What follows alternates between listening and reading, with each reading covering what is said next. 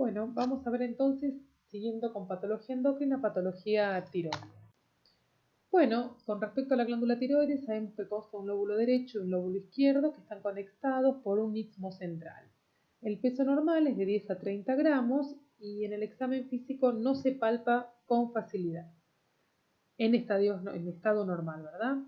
Microscópicamente está constituida por folículos de tamaño variable, acá vemos grandes, pequeños, revestidos por un epitelio que generalmente es plano, hacia cuboide, con un contenido coloide central. El intersticio presenta las células C o parafoliculares y es poco prominente. Bueno, acá entonces vemos la ubicación en la topografía anatómica, el lóbulo derecho, el izquierdo, el istmo central y ese brillo característico, el brillo que se lo denomina brillo coloide. El folículo tiroideo normal está revestido por un epitelio cuboidal, cuyas células pueden segregar o extraer el coloide según el grado de estimulación por la TSH, que esta misma es liberada por la hipófisis. El intersticio, fíjense que tiene muchos vasitos sanguíneos, eso tiene que ver, como otras glándulas endócrinas, la posibilidad entonces de volcar ese contenido para que llegue a la circulación sistémica. Fíjense esta técnica de inmunistoquímica con anticuerpos anticalcitonina para identificar a las células C, que son las células parafoliculares que están en el intersticio. Bueno, ¿qué pasa con las enfermedades de la glándula tiroides? Tenemos entonces aquellas enfermedades que pueden causar un hipertiroidismo o aquellas enfermedades que pueden causar una disminución de la función, un hipotiroidismo. Las causas de hipertiroidismo, como las más frecuentes, vamos a mencionar a la hiperplasia tóxica difusa, la enfermedad de Graves, al bocio o hiperplasia tóxica multinodular y al adenoma tóxico.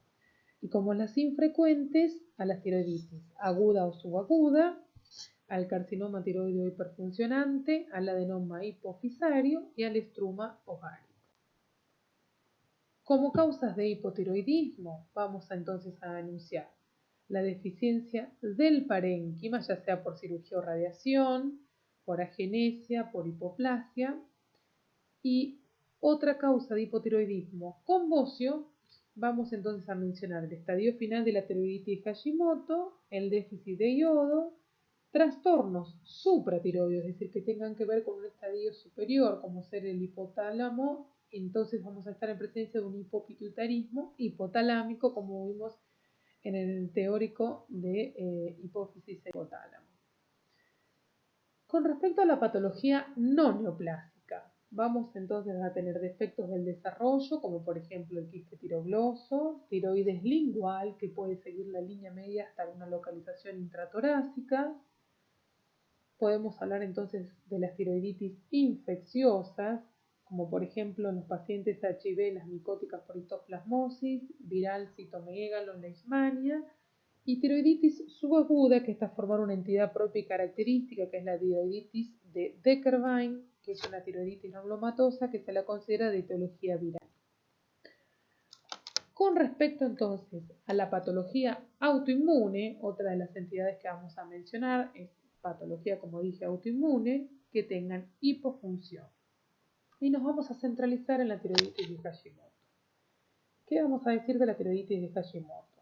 Que es más frecuente en las mujeres, con una relación 20:1, que se produce un agrandamiento de la glándula tiroides, que va a cursar con hipotiroidismo en su estadio final, y se va a asociar a otras patologías autoinmunes como ser la anemia perniciosa, la miastenia gravis y otras colasnopatías. Ahora, ¿qué vamos a mencionar de la patología autoinmune, pero con hiperfunción, no con hipotiroidismo? Vamos a mencionar entonces al hipertiroidismo en una enfermedad autoinmune y mencionamos a la enfermedad de Graves.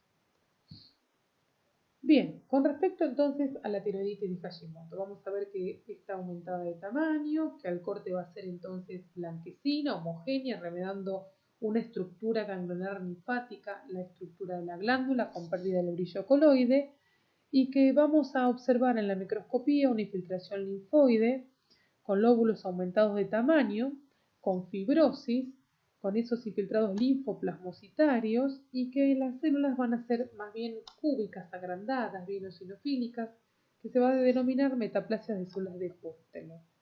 Y la evolución es una tiroiditis fibrosante con pérdida de todo el parénquima tiroideo. Entonces acá vemos la macroscopía, Es una atrofia, en este paciente es una atrofia simétrica, hipotiroideo, y obviamente que en un comienzo presenta un agrandamiento difuso e indoloro, y clínicamente el paciente va a presentar un periodo inicial de hipertiroidismo, después pasa por un periodo de presentarse eutiroideo y posteriormente hipotiroideo, con por supuesto una eventual atrofia y pérdida del parénquima glandular. Se considera que es autoinmune con una estimulación anormal de las células T, que llevan entonces a la estimulación de células B con la producción de los autoanticuerpos. Entonces acá en la imagen vamos a ver, se pueden ver calcificaciones y vemos el infiltrado linfoplasmocitario constituyendo un verdadero folículo linfoideo. Y aquí abajo vemos las células metaplásicas, que son estas células agrandadas con nicocitoplasma abundante, bien eosinófilo, que son las células de Hartley. Como dijimos, pueden tener otras enfermedades autoinmunes asociadas, como Graves, lupus, artritis reumatoidea, anemia perniciosa y síndrome de Sjögren. Bueno, con respecto ahora a una entidad que ya vimos, que era la tiroiditis granulomatosa o de Becker-Wein o subaguda. Se la denomina granulomatosa, como ven en la figura, es una célula gigante tipo cuerpo extraño, en la cual en estos pacientes presenta un agrandamiento, pero acá sí, a diferencia de lo que era inicialmente la tiroiditis de Hashimoto, que era indoloro, acá es doloroso. Es una entidad que es usualmente autolimitada durante semanas o meses y el paciente retorna a su estado eutiroideo. Se observan células gigantes, como vemos acá en la imagen, y una destrucción de los folículos tiroideos. Otra entidad es la enfermedad de Riedel, en la cual hay un reemplazo glandular por un proceso inflamatorio y fibrosante. Bueno, ahora vamos entonces al bocio. ¿Qué es el bocio para la glándula tiroides? ¿Qué significa? Significa que esa glándula va a presentar un agrandamiento que puede ser difuso o nodular. Se va a dar entonces por enfermedad de Graves, un bocio difuso, un bocio nodular o un bocio coloide. Entonces decimos que el bocio es el aumento difuso o nodular del tamaño de la glándula. El tamaño y el peso de la glándula tiroides se relacionan con la edad, con el peso del individuo, con la talla y la ingesta de yodo. Habitualmente la glándula pesa unos 20 gramos y cada uno de los lóbulos miden 4 por 2 por 2 centímetros de espesor. Veamos entonces algo sobre bocio difuso. El bocio difuso afecta difusamente a la totalidad de la glándula, no produce nodularidades, por supuesto, como dice el nombre, y este trastorno ocurre con una distribución tanto endémica como esporádica. También se lo denomina bocio coloide, ya que los folículos aumentados están repletos de coloide. Fíjense, el bocio endémico se va a dar en aquellos sitios donde la tierra, el agua y alimentos carezcan de las concentraciones adecuadas de yodo, y vamos a tener entonces en la zona cordillerana, en el Himalaya, y el bocio esporádico es el agrandamiento de la glándula en un sujeto eutiroideo que vive en un área donde no hay carencia de yodo. Ahora veamos el bocio multinodular. Es un aumento bastante irregular de la glándula, que suele ser la evolución natural de varios ciclos de hiperplasia e involución. Hiperplasia, involución, es decir, del bocio simple. Las fases de ese desarrollo para que llegue a ser nodular hay una hiperplasia difusa, que esto va a generar un acopio desigual de coloide. Entonces eso lleva al estrés tisular con ruptura de esos folículos, con la hemorragia, cicatrización y hasta incluso calcificación. Este ciclo se repite. Entonces, lo que se produce, los nódulos poseen entonces un crecimiento autónomo y dan lugar a una tiroides cada vez más grande, tensa e irregular. También hay lesiones monoclonales en la mayoría de estos bocios multinodulares, lo cual indicaría mutaciones génicas que facilitan la proliferación. Y es prevalente en mujeres principalmente, aumenta con la edad y en lugares donde existe el déficit de yodo. Macroscópicamente se observan nódulos desiguales con contenido coloideo gelatinoso de color marrón. Suelen apreciarse múltiples cambios regresivos como consecuencia de esa hemorragia y esa fibrosis por la ruptura previa de esos nódulos que tienen coloide en su interior. Y microscópicamente se van a ver folículos ricos en coloide delimitados por un epitelio inactivo y adelgazado, con áreas de epitelio que van a estar hipertrofiados e hiperplásicos. El bocio no tóxico, difuso o simple, son sinónimos, ¿verdad? Es el compromiso difuso de toda la glándula, sin formar nódulos, no hay hipo ni hiperfunción. Se produce un déficit de yodo que disminuye la síntesis de la hormona tiroidea con un aumento compensador de la TSH que lleva a la hipertrofia y la hiperplasia folicular. Por lo tanto, va a ser como resultado vamos a tener una mayor producción hormonal de T3 y T4. Entonces, ¿cómo vamos a ver a la histología esta entidad? Va a haber una hiperplasia folicular difusa con degeneración coloideo, que va a poder evolucionar al bocio multinodular, la nodularidad del parénquima micro y macroacinar, que va a llevar a una cicatrización irregular, con hemorragia, vamos a ver entonces presencia de hemosiderófagos, quistes, calcificación, microquistes. Bueno, entonces vamos a ver un agrandamiento difuso y de aspecto nodular en un paciente que es eutiroideo, y microscópicamente hay folículos irregularmente agrandados con un epitelio bien aplanadito, consistente con inactividad en este caso. El bocio difuso no tóxico puede ser causado por una deficiencia endémica de yodo, más infrecuentemente cuando es no endémico o es esporádico, y se da más frecuente en mujeres adultas jóvenes. Raramente se produce por errores congénitos de la biosíntesis de la hormona tiroidea. Bien, vamos entonces a la enfermedad de Graves. La enfermedad de Graves, entonces, sabemos que es una tirotoxicosis, que hay un bocio hiperplástico, existe una hiperfunción tiroidea, que se puede acompañar de oftalmopatía y también de la dermopatía o mixedema pretibial. Se da en mujeres de 30 a 50 años y hay una relación con el HLA-DR3. Bueno, la presencia de autoanticuerpos. Hay anticuerpos estimulantes tiroides, que sería el antirreceptor TSH, que es una inmunoglobulina G, y hay anticuerpos inhibidores que inhiben la función tiroidea. El mecanismo sería un mimetismo molecular, es la teoría que se postula como con la de mayor coherencia. Y también se postula una autoinmunidad con las células T, que activarían entonces a los linfocitos B. Enfermedad de Graves tiene un aumento del tamaño de 80 gramos con una hipercelularidad, aumento de la altura celular, puede formar pseudopapilas, quizás el diagnóstico diferencial con neoplasia. Ya vamos a ver que dentro de las neoplasias hay una neoplasia característica que es el carcinoma papilar que forma papilas. Puede existir disminución del coloide, infiltrados linfoides nodulares, aumento de la vascularización muy importante y presencia de células de Hodgkin. Bueno, acá vamos a ver entonces la macroscopía. Enfermedad de Graves con hiperplasia de la glándula tiroidea. Está agrandada francamente y la superficie de corte es multilobulada.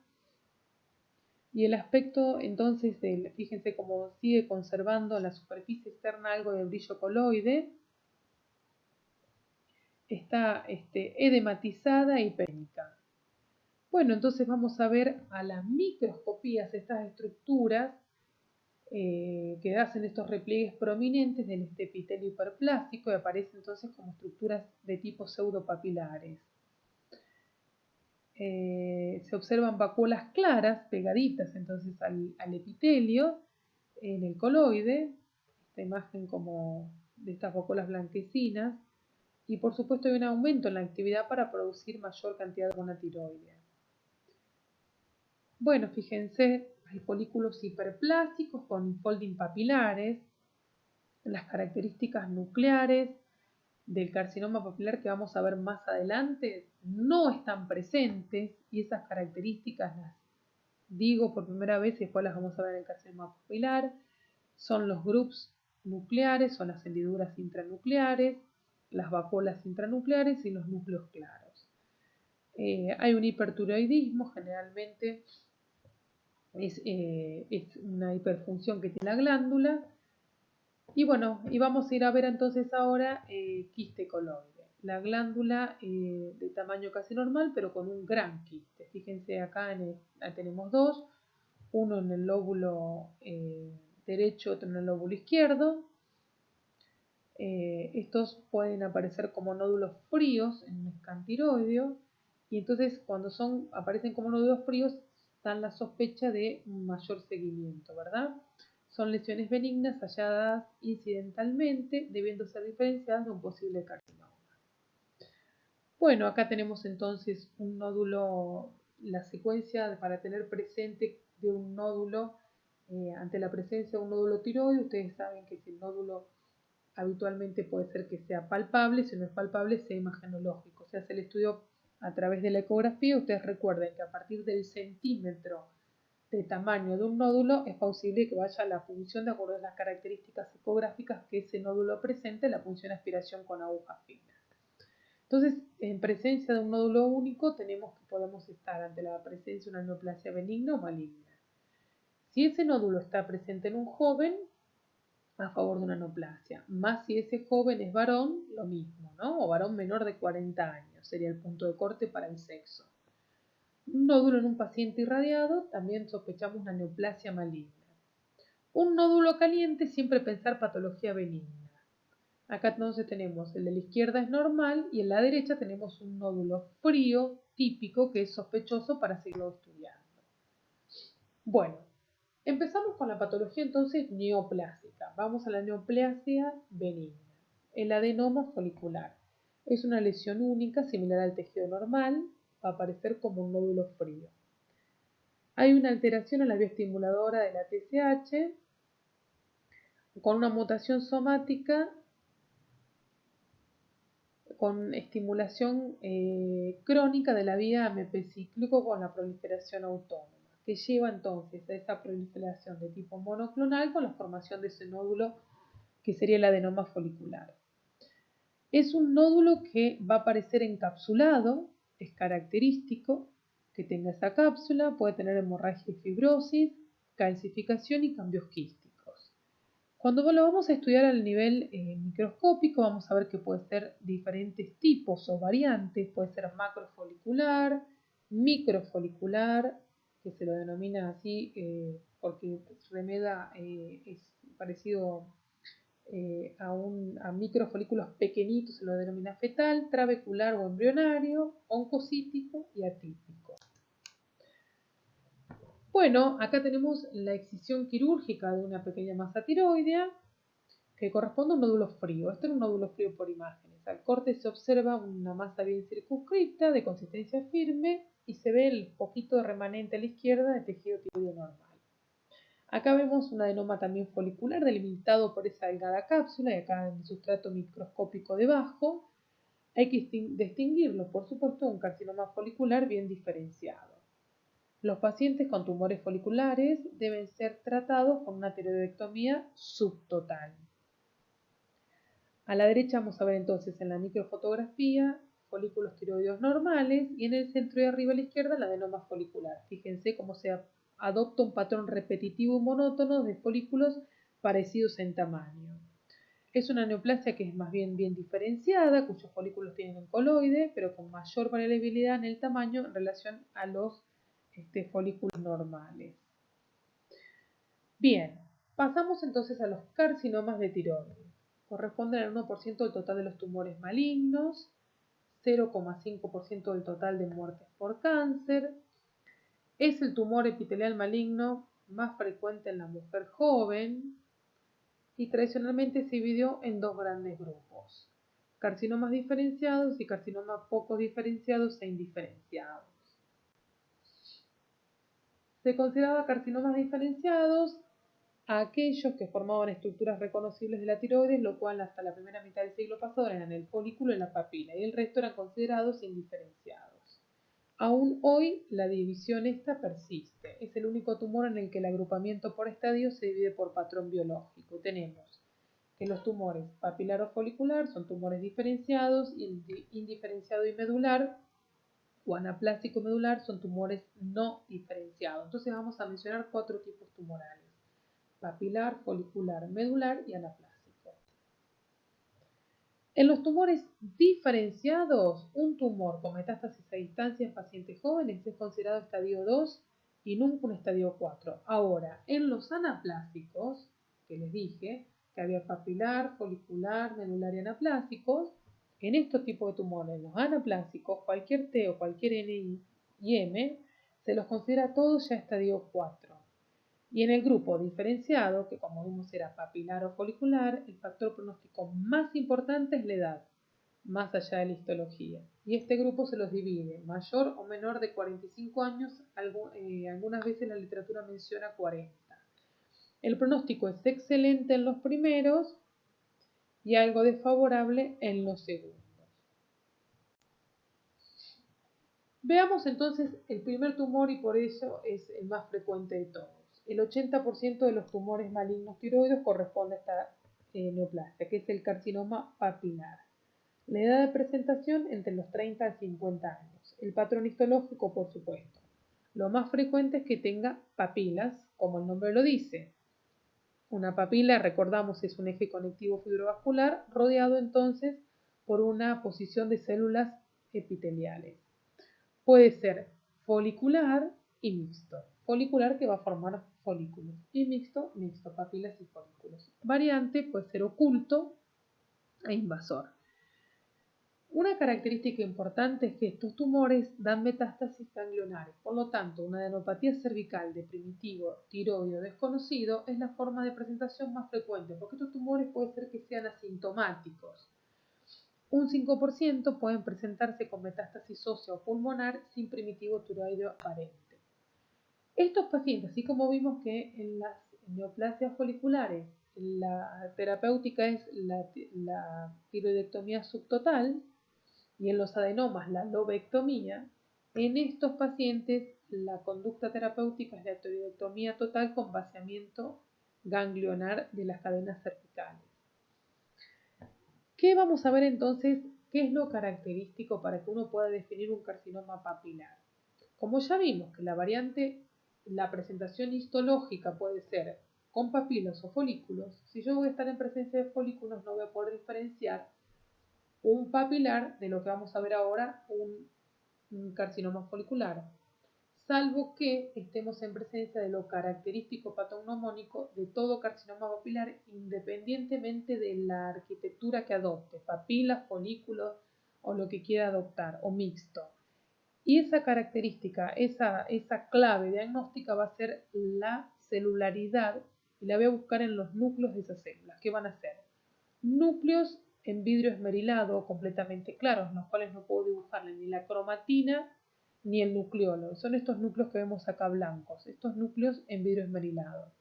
Con vacúola intranuclear, que es el infolding del citoplasma dentro del núcleo, que acá lo vemos, o inclusiones intranucleares, así se llaman, o si no, estas hendiduras o groove intranuclear. Estos tres son los hallmark o las claves diagnósticas para decir, veo el núcleo y sé si es un carcinoma papilar o de acuerdo si tiene forma de papila o folículo.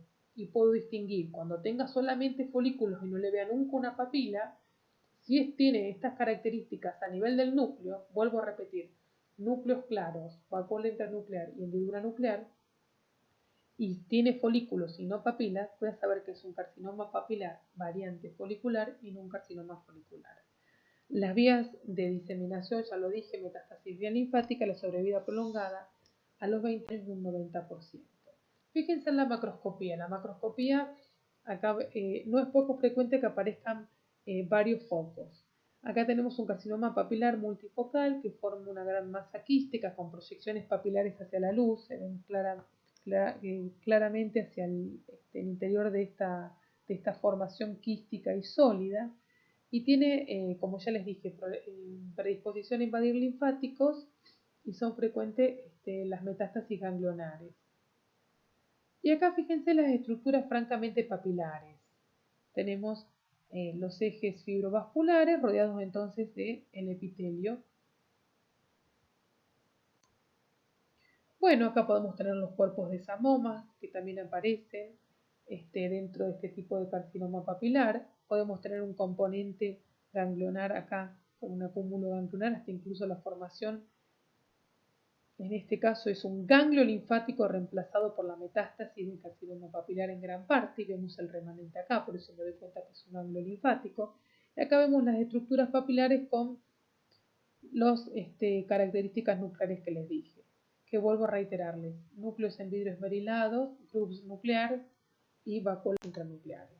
Acá entonces vemos la variante folicular, se los expliqué antes, no vamos a tener papilas, pero sí estos folículos, pero me doy cuenta que es un carcinoma papilar porque cumple las características de los núcleos que les mencioné previamente. Entonces digo que es un carcinoma papilar variante folicular. Bueno, ahora vamos al otro tumor en frecuencia, que es el carcinoma folicular. Fíjense, es el 8% de los carcinomas tiroideos, se da alrededor de los 50 años y el patrón va a ser que forme folículos habitualmente o que sea una estructura más bien sólida. Fíjense cómo adopta un patrón, todas las neoplasias foliculares tienden a adoptar un patrón de folículos en forma monótona y repetitiva, son bastante parecidos uno de otro. La característica, ¿cómo diferencio esto del adenoma folicular? Que el adenoma sería la variante benigna del carcinoma folicular, es decir, en cuanto a la histología, cuando lo voy a ver debajo del microscopio. ¿Por qué? Porque esa cápsula tiene que estar invadida e invasión también vascular, es decir, que esta lesión, para llamarla carcinoma folicular, tiene que evaluar la cápsula, que queden esos folículos atrapados del adenoma, entonces no se llama más adenoma, se va a llamar carcinoma folicular. Entonces, compromete la cápsula con invasión vascular. Hay una forma mínimamente invasora, son esas lesiones encapsuladas que se cuesta mucho distinguir de los adenomas foliculares, y esa invasión, como yo dije, tiene que haber una invasión vascular o de la cápsula, es apenas microscópica. La residuo local es rara, hay metástasis ganglionar entre el 4%, pero las metástasis de este tipo de lesión, a diferencia del papilar que iba a los ganglios, va por vía sanguínea, pulmones y huesos. El pronóstico es excelente y el tratamiento, como les dije, lobectomía o tiroidectomía subtotal, con dosis supresoras de tiroxina. Bueno, otro tumor que es un poco más raro, fíjense el porcentaje, 3,5 de los tumores tiroides, el tumor de células de Hartle o células oxífilas. Generalmente son células oxífilas, se entremezclan con otros tumores, ¿no? Las células oxífilas aparecen con otros tipos tumorales. Para poder clasificarlos como tales, debe ser el único tipo celular predominante. No debe haber linfocitos, porque si no lo puedo malinterpretar como un cambio degenerativo. El comportamiento es benigno. Ahora, la contrapartida del tumor de células de Hartle, del adenoma de células de Hartle, voy a tener el carcinoma de células de Hartle, que van a ser un mayor compromiso de los tejidos peritiroides, con mayor frecuencia de metástasis a ganglios y sistémicas, más que los carcinomas foliculares. Ahora yo les dije, carcinoma papilar, carcinoma folicular, vamos al carcinoma medular.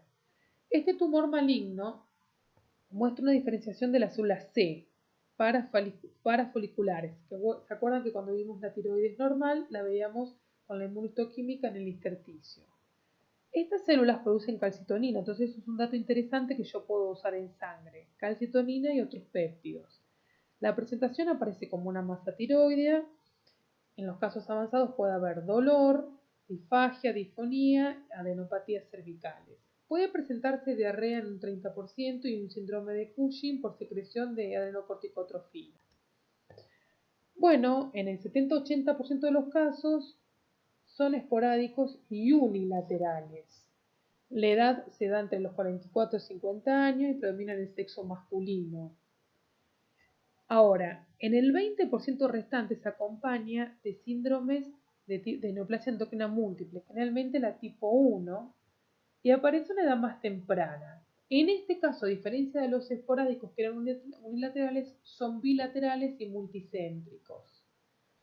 Y la mortalidad del tumor es de un 30%. Fíjense, estos carcinomas son los grandes simuladores. Pueden tener una presentación de tipo plasmocitoide, estas células que son más bien de citoplasmas amplios, abundantes, eosinófilos, y tienen este componente que es como esta sustancia acidófila, amorfa, celular. Fíjense este componente así, que cuando uno le hace rojo congo, da rojo congo positivo y es amiloide.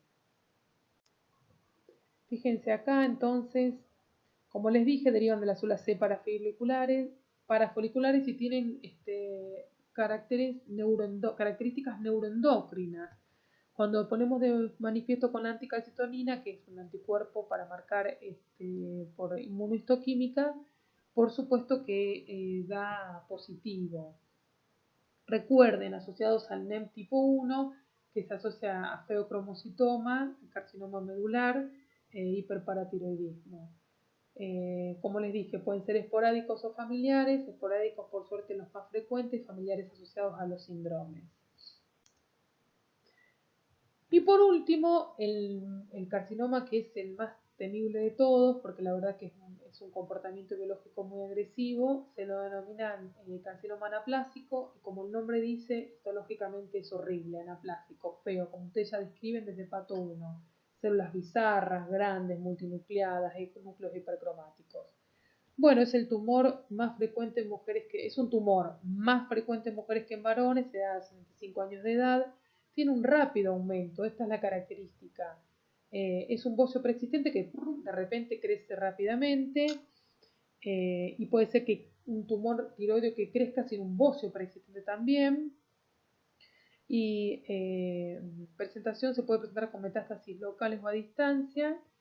Y una de las características, fíjense, como les dije, histológicamente, células gigantes, multinucleadas, gran pleomorfismo. Acá tenemos algunas imágenes de función de aspiración con agua fina.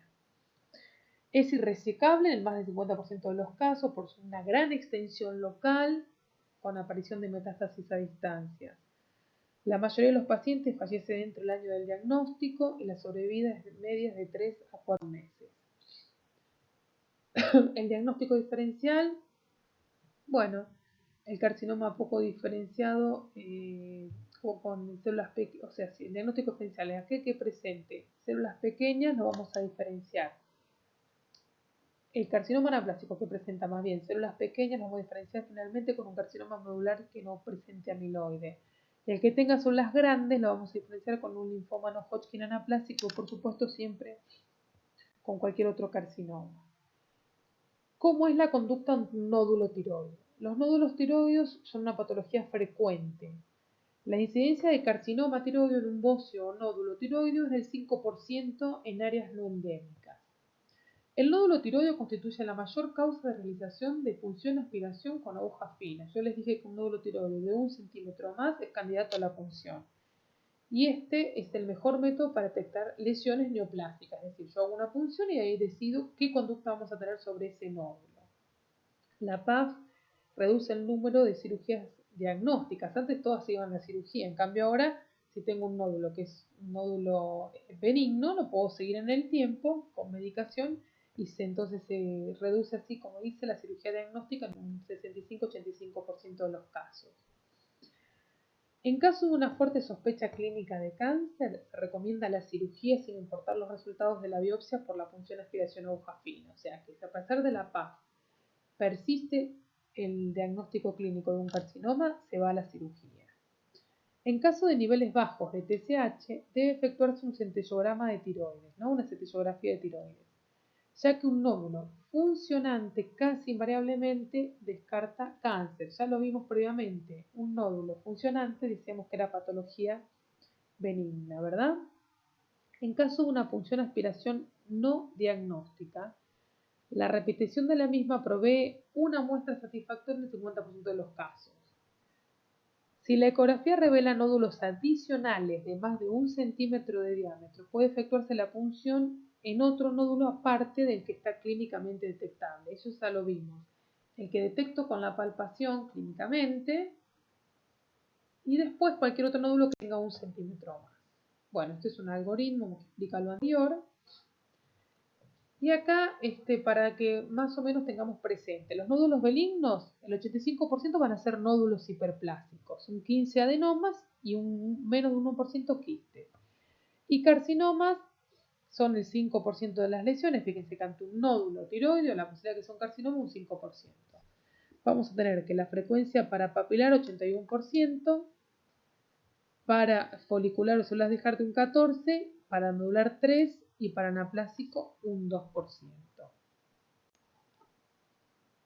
Bueno, estas son las características para el citodiagnóstico. Acá vamos a tener entonces el nódulo coloideo benigno. Fíjense entonces la presencia, son las características citológicas que se observan cuando uno hace una punción aspiración con aguja fina. Fíjense un coloide bastante diluido de fondo, con estas células que son de núcleos bastante monomorfos, normotípicos, con folículos de diferentes tamaños.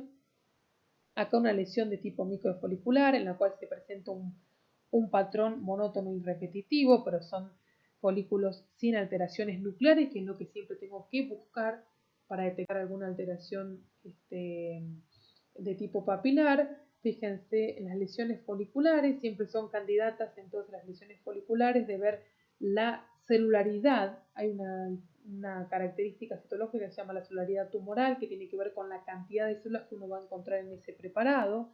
Por lo tanto, se toman varios preparados y se evalúa, entonces fíjense el patrón monótono y repetitivo para una lesión folicular.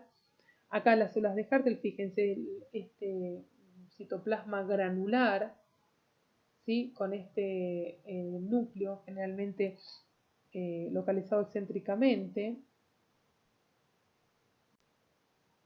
Fíjense, esta sería citológicamente la disposición que adquieren las papilas. Esto es prototipo de carcinoma papilar. Y acá a mayor aumento, cuando uno pone en 40 por, se detienen los núcleos y trata entonces de localizar primero que aparece ese crowding, que es la superposición nuclear, y después, bueno, las vacuolas intranucleares, las hendiduras nucleares. Y por supuesto el gran simulador, acá tenemos el carcinoma medular, fíjense la imagen superior, cómo puede semejar una imagen plasmocitoide, es decir, esas células que parecen verdaderos plasmocitos de citoplasmas amplios con núcleos excéntricos, y abajo más bien una celularidad más bien de tipo fusada o ausadas las células, por eso el simulador.